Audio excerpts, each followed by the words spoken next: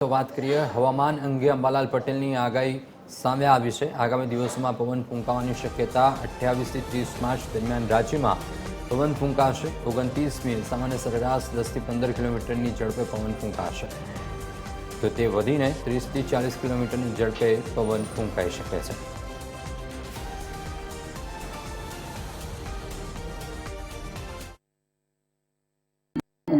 બંગાળ સાગરમાં સિઝનનું પ્રથમ સાયક્લોન હળવા પ્રકારનું બનવાની શક્યતા રહે છે, જે વિશાખાપટ્ટનમ આસપાસ એ સર્ક્યુલેશનમાંથી ફોર્મ થઈ અને સામાન્ય વાવાઝોડું બનવાની શક્યતા રહે છે, જેના ભેજ અને અરબ સાગરના ભેજના કારણે 10મી એપ્રિલ સુધીમાં રાજ્યના ભિન્ન ભાગોમાં હવામાનમાં ભારે પલટો આવશે, જેમાં દક્ષિણ ગુજરાતના ભાગો, નવસારી, સુરત, બારડોલીના ભાગો, દક્ષિણ સૌરાષ્ટ્રના ભાગો, આ ઉપરાંત મધ્ય ગુજરાતના કેટલાક ભાગો અને ઉત્તર ગુજરાતના કેટલાક ભાગોમાં હવામાનમાં પલટો આવશે।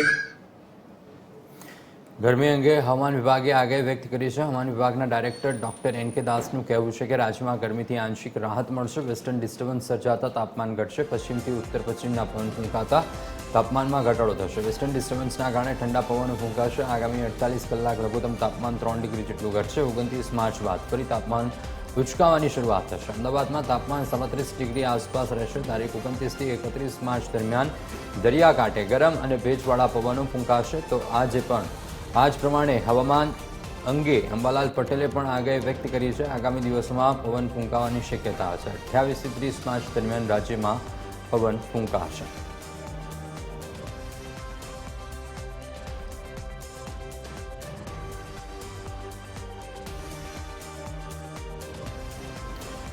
તો રાજ્યમાં ગરમીથી આંશિક રાહત મળશે। હવામાન વિભાગની આગાહી, રાજ્યમાં 29 તારીખ સુધી आंशिक राहतनी शक्यता।